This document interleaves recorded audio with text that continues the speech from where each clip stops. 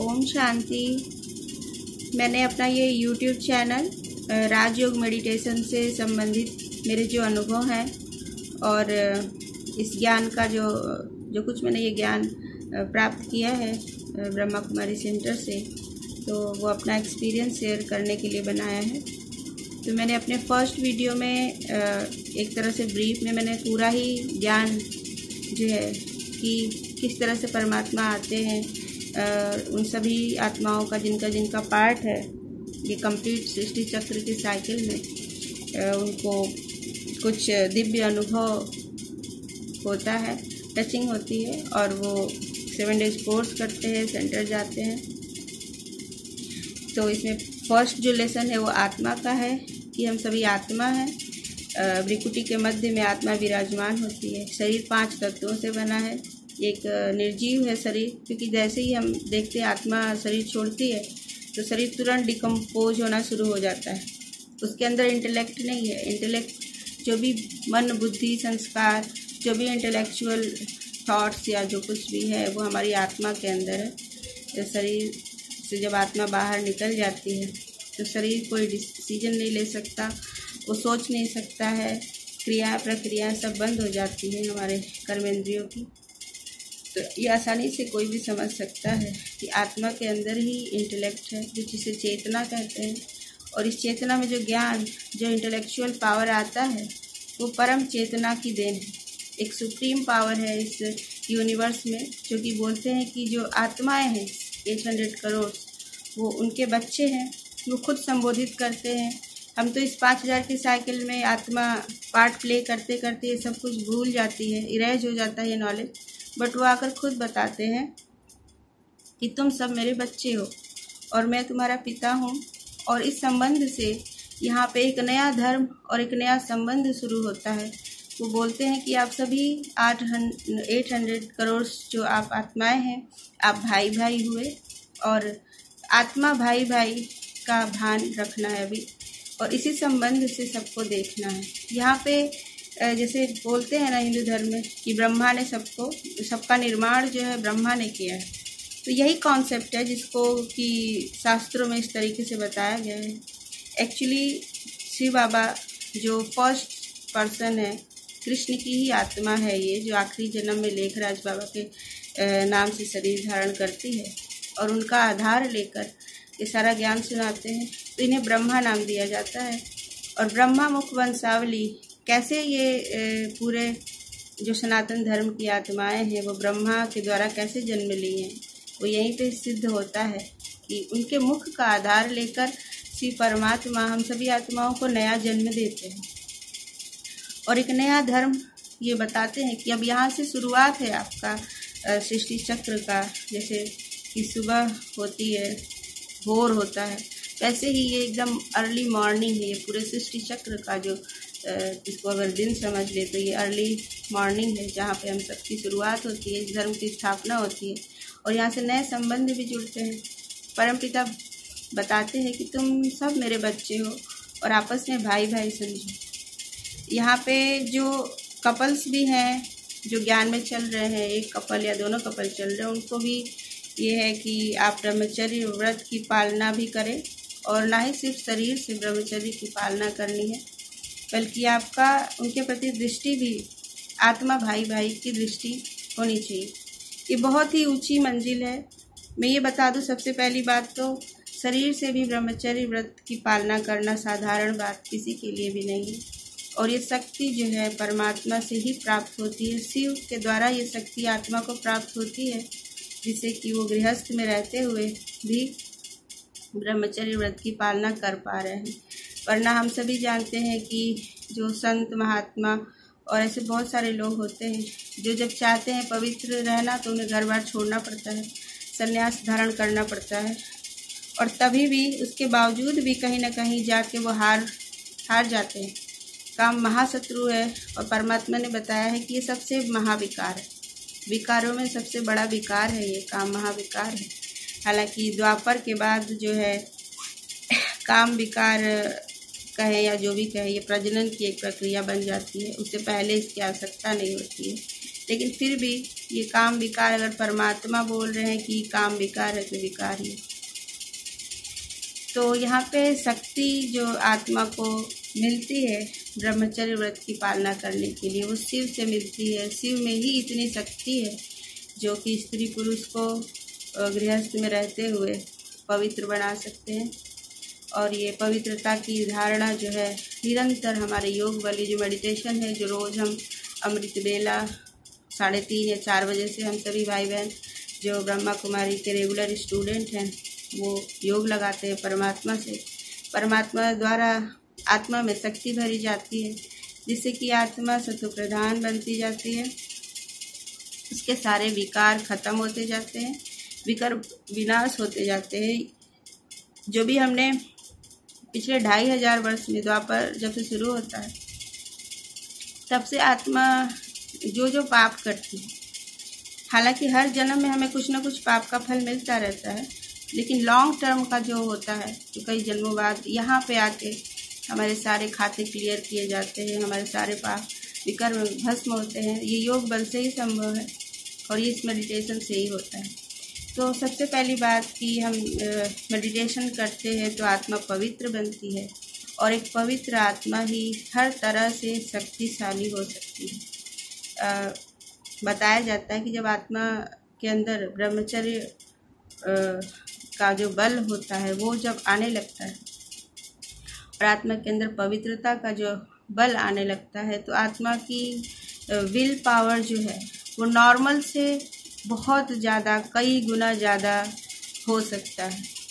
वो साधारण नहीं रह जाते हैं फिर, क्योंकि हम देखते हैं अपने मतलब समाज में भी कि जिन लोगों ने ब्रह्मचर्य व्रत की पालना की है या घर गृहस्थी छोड़ा है या ध्यान लगाया है या कुछ खोजने की कोशिश की है, जैसे विवेकानंद हो गए और इस तरह के बहुत से भी संत महात्मा हैं जिनके अंदर अद्भुत क्षमता बुद्धि में या कुछ अद्भुत ज्ञान उनके बुद्धि से उपजता है या कुछ अलग करने की विल पावर, बहुत हाई विल पावर उनकी होती है, तो वो ज़रूर आपने देखा होगा कि उनकी लाइफ में ब्रह्मचर्य का बल रहता ही रहता है।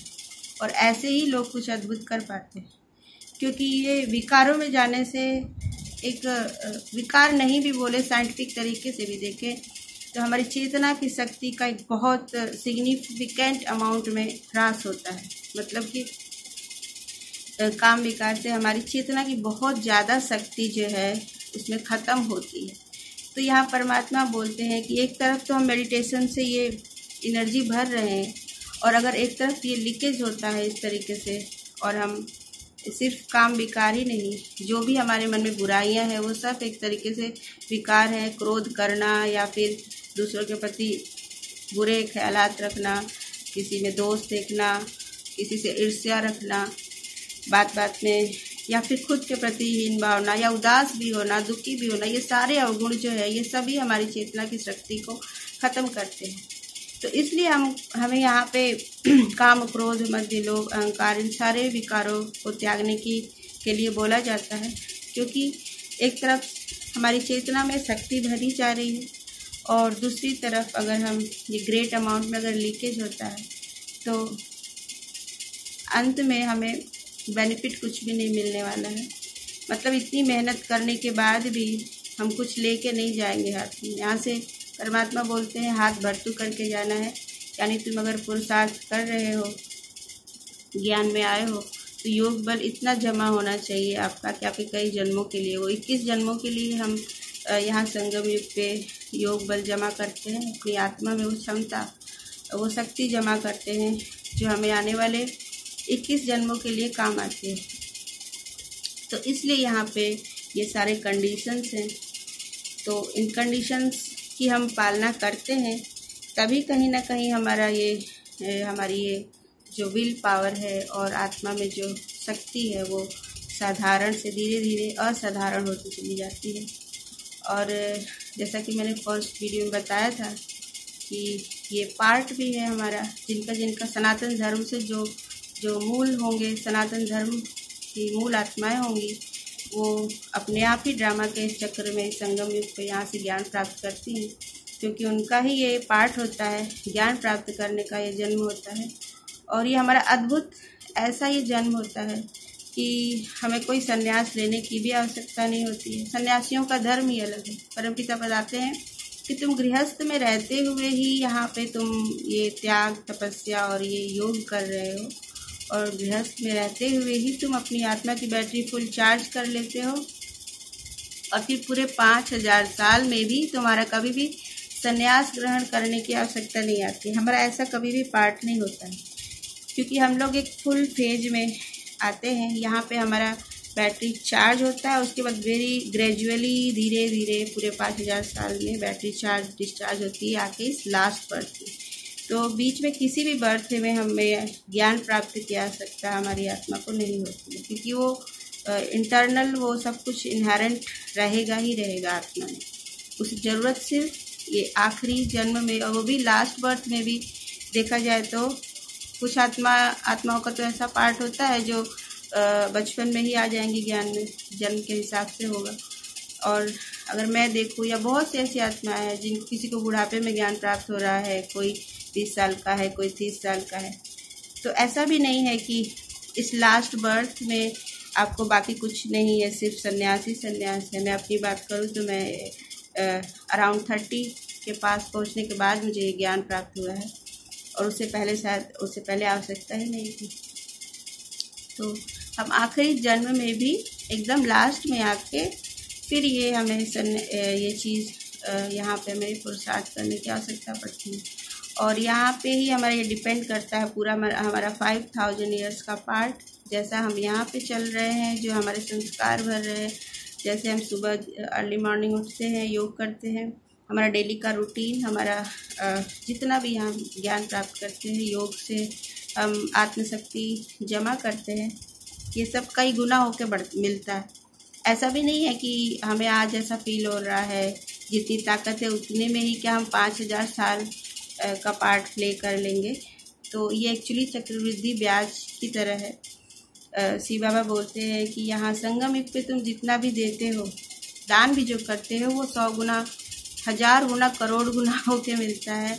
और ये जो हम यहाँ पे त्याग, तपस्या जो कुछ भी कर रहे हैं, वो कई गुना होके हमें चक्रवृद्धि ब्याज की तरह पूरे 21 जन्म के लिए मिलता रहेगा। क्योंकि यहाँ पे हम सकाल से पवित्रता का, इस ज्ञान का दान हम पूरी प्रकृति को करते हैं, सभी आत्माओं को करते हैं। तो जैसे क्रिया प्रतिक्रिया के नियम से कुछ बुरा भी करते हैं तो हमें कई गुना होकर मिलता है। यहाँ पे भी हम विकर्म करते हैं तो हमें 100 गुना दंड की तरह मिलता है।